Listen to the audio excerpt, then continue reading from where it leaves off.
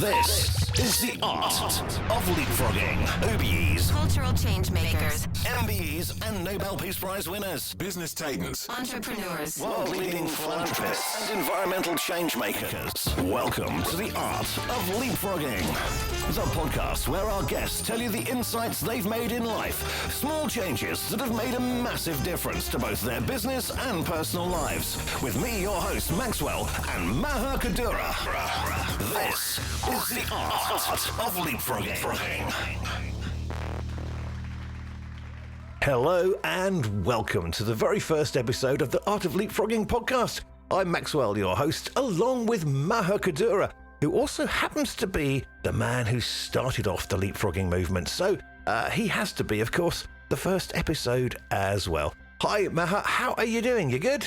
Good, super. Excellent. So what we'd like to know today is a little bit about your journey, your background, and the reason you decided to start writing the book, The Art of Leapfrogging.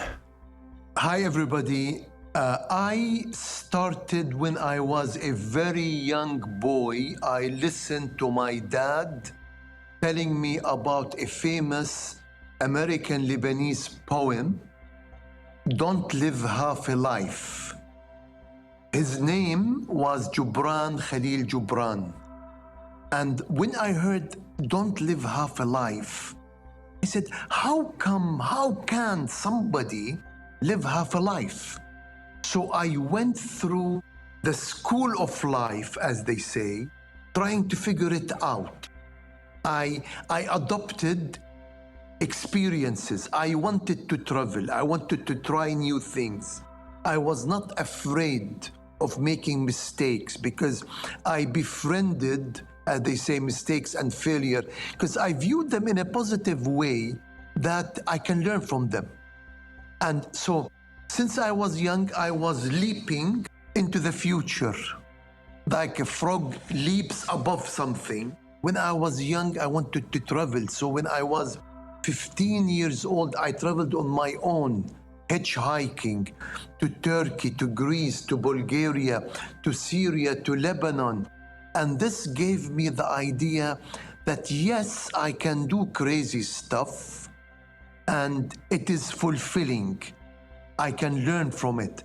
The same thing I did with my being a young entrepreneur at a young age, selling my mother's old stuff to make money.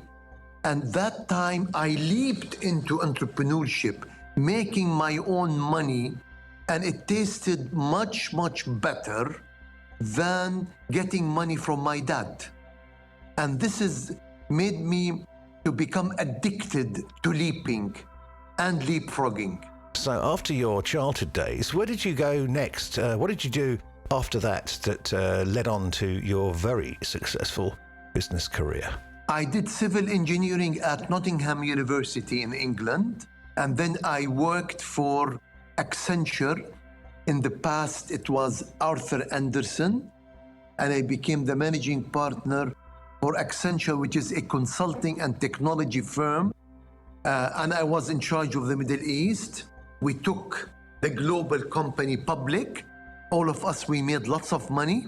And then I made this money, I started making it work for social causes, doing social innovation work to change things on the ground, deploying, as I call it, brain capital, innovation capital, with effort and passion to change the world around me.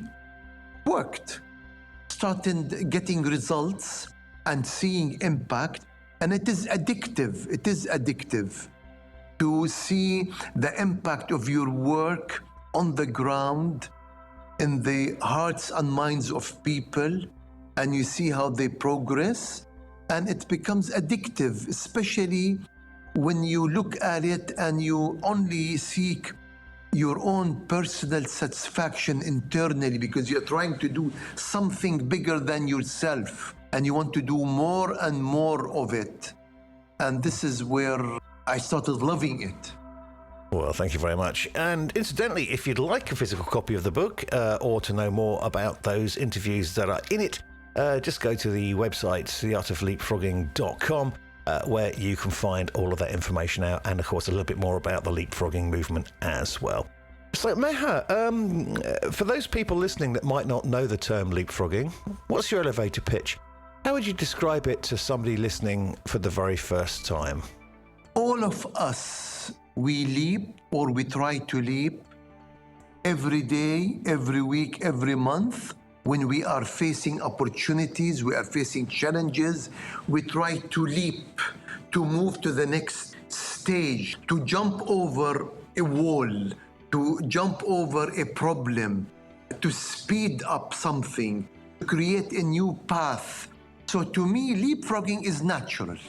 It's not rocket science. We do it different magnitude, but to me, leapfrogging, to simplify it, is to create a new path for where you want to go. Create a new path to your achievement, to your milestone. So it can be a small path, small leap, or a big leap, and short term or long term, you define it. But it is a new path to where you want to go. So it's not the old traditional way of doing things. You try a new road to get to where you want to go. So is technology one of the things that people use for leapfrogging? Is that involved as well? It involves tools. Of course, it involves technologies. And right now we have AI, ChatGPT. It can improve your productivity. I can produce more. I can learn faster. I can do things as an individual, as a company. I can leap with ChatGPT. I can leapfrog with AI, whether to improve the productivity of my employees, of my citizens, even change my own business model when it comes to how I serve my customers. And this is very powerful. And we are only starting to see the edges, the early signs of the impact of this technology. Of course, this is leapfrogging. Technology is very important, but other tools are important. I can leapfrog with my own way of life, my relationships, by creating new activities, group activities that I can get people to leap with me. So it's not, I don't want people to think this is rocket science. It's complicated. We do it all the time, but to me, promoting, socializing, democratizing the leapfrogging concept and making it a mainstream, this is the goal of the art of leapfrogging. This is the goal of it, to democratize it and to socialize it. Well, I think you might have already answered this question already, but I'm going to ask it anyway. Those listening today, if it's new to them, how can they make a leapfrog? You know, what can they do to start benefiting from what you're teaching? I want to give you three examples, three basic. One, you say, listen, I've always wanted to be a writer, to write in a creative way. And I want to start practicing it. You can use ChatGPT to start experimenting with creative writing. This you are leaping, so it can help you leap to become a creative writer because you can experiment faster. You can learn faster. So this is one idea. The second in leapfrogging is an example of I want to see how can I use my mobile to introduce a service that can improve people's lives. Give you an example. You can create a coaching app, coach others. So these are two examples how you can use technology. But I can leap with my own personal health by coming and saying, I want to leap by attempting to go and walk El Camino de Santiago in the Spanish leg of it. This is where people walk, they hike, they trek. And this will give me confidence if I walk 1 week of it. I'm leaping to become healthier. You know, so this is another one. The third item, and I can see this, I can say with the business, with the governments, they can leap in educating their students by adopting and promoting project-based learning in the schools. That every young person has to have a passion project, and they start promoting it. So it can be simple ideas, but all of them, their underlying commonality is a new path. It's not the traditional path. Leapfrogging does not like traditional path. It likes a new path, building on experience, building on wisdom to leapfrog forward. Well, thank you very much. And if you haven't worked it out already, this great podcast series accompanies the book, The Art of Leapfrogging, in which Maher interviews the most amazing people around the world to get their stories and how they changed, moving forward rapidly. And of course, if you'd like to get your copy, please go to the website, theartofleapfrogging.com, where you'll find out all that information and a little bit more about the movement behind it as well. Leading on from that, with all these great interviews, these people that you've spoken to and all of their insights, what have you learned personally? What have you taken away yourself from those interviews? What has it given you? Listen, the book, I interviewed 30 people from around the world who did something worth telling about. Each of them inspired me in a different way. You know, from somebody, a Latino astronaut in the US, who was the first Latino astronaut to go to space. So just listening to his story, jumping over the taboo, the stereotype, this is so powerful. His determination about it. And what is he doing with a newfound, let's call it celebrity style? This is inspiring. Moving to somebody who has disabilities and creating a new methodology, new practice of speed learning. How can you learn things faster?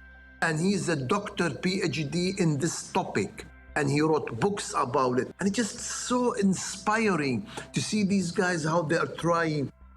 I mean, these people, from a guy who created 3 digital banks. You know, he's a marketeer, he's not a banker, who created 3 digital banks because he understands the consumer. So just think of it. And there are 30 of these stories. Each of them, you know, they are not the same. They are not the same. Maybe they have a common thing that they said, guys, we can do something better. We can leap. We can achieve better things in life. And they have a story, because all the time I say, I do not want to be a second act in a famous guy's story. I want to be the story. I want to be the hero of my story. Yeah. And each of them a hero of his own story. Because as they say, it's not how it starts, your story, the life story, it's how it ends. So all the time I say, I need to be in charge. I need to be the hero of my own story because I write it every day. Incredible things there. And I do believe, if I remember correctly, that the astronaut was Jose M. Hernandez. Yes. And I think he's got a movie out just at the moment called A Million Miles Away, which is worth a watch. And the banker was Anthony Thompson, an amazing guy. Anyway, all of those are available in the book for you to find out more later on. Yes. So, moving on in the show, we're going to go to a section which is going to be in every episode called Maher's Insights, where he describes some of those lessons that he's learned personally throughout his amazing business career. So here we go. Maher's Insights. Let's dive into a key part of leapfrogging, recognizing and spotting opportunities and taking the leap when they present themselves. I bet you use Google, right? It's a perfect example of spotting opportunities. Back in the days, web search was frustrating. It was a frustrating experience, but Google saw an opportunity. They leapfrog the existing search engines with their own algorithm, making internet searches faster and more accurate. And now, Google practically synonymous with web search. Now let's turn to a little country called Estonia. Not too long ago, it was just another post-Soviet state trying to find its way, but they saw an opportunity to lead in the digital world. Today, Estonia is known as a digital society with almost all public services accessible online. They leapfrogged from being a struggling nation to becoming a tech-savvy leader on the world stage. Have you heard of Spotify? Remember when we used to download music or buy CDs? Spotify saw an opportunity.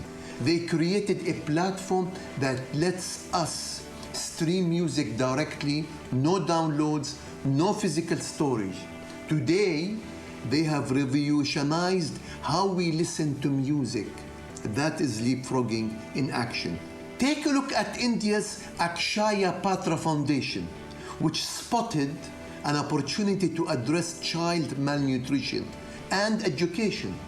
Using technology and strategic planning, they provided nutritious meals to over 1.8 million school children every day, demonstrating how spotting opportunities can lead to transformative leaps. Let's also talk about Grameen Bank in Bangladesh, in a place where most people had no access to conventional banking services.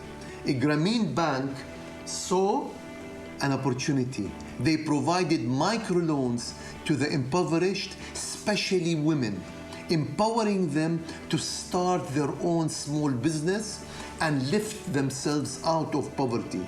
They did not just change banking, they transformed lives. As we navigate our way through this era of rapid change, it's essential that we stay alert to these leapfrogging opportunities. They are our chances to do things differently, to innovate, to make a real difference. And when we spot and seize these chances to leapfrog, we don't just make progress, we shape the future we want to see. So let us leapfrog together. Well, there you go. The very first of Maher's insights. As I say, there'll be one of those in every episode, detailing those things that he's learned and wishes to share with you from his business life, which has been amazingly successful. Also, of course, coming up in the future episodes, all those other guests that we're going to bring in to teach you their leapfrogging moments for making business and life better very, very quickly. If you'd like a physical copy of the book, To buy your physical copy of the book and learn more about how to join our leapfrog movement and the amazing people in it, visit our website, theartofleapfrogging.com. I made 2 small changes and leapfrogged our business 2 years and 6 weeks.